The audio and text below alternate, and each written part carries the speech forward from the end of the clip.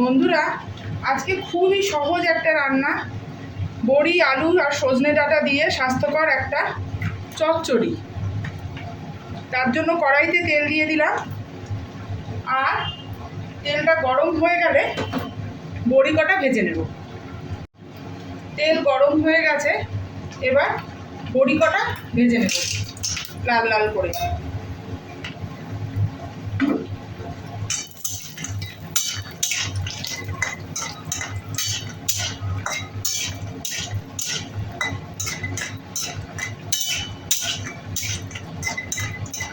খুবই সহজ রান্না বন্ধুরা, এই রান্না করতে কোনো সমস্যাই নেই, যে কোনো নতুনরাও এই রান্না খুব সহজেই করে নিতে পারবে।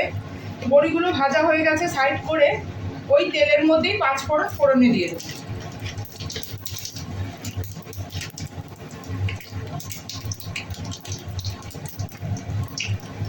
আর এই যে আরেক গ্যাসে আমি সজনে ডাঁটা আর আলু সেদ্ধ বসিয়েছি, সেদ্ধ হয়ে গেছে।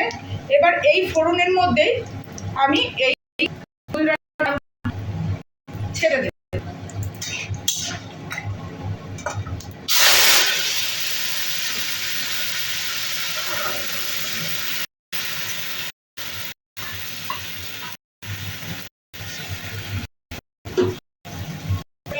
দিয়ে দেব বেটে রাখা সরষে কাঁচা লঙ্কা।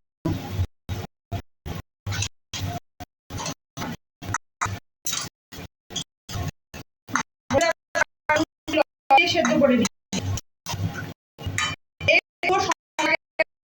সেদ্ধ দিলেই রান্না। হলুদ চাইবে, এরকম সাদা খেতেও হলুদ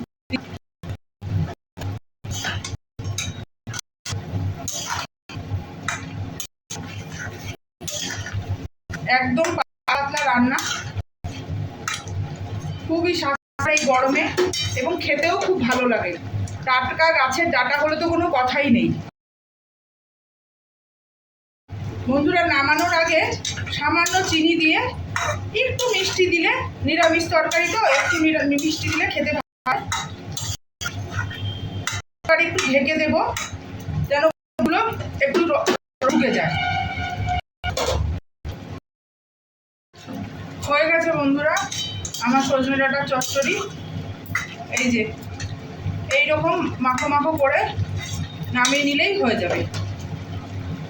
খুবই সহজ রান্না, সবাই পারে। এটা আমি আমার মতো করে দেখালাম, আপনাদের কেমন লাগলো জানাবেন। তাহলে আজকে রাখি, আসবো অন্য দিন অন্য রান্না নিয়ে।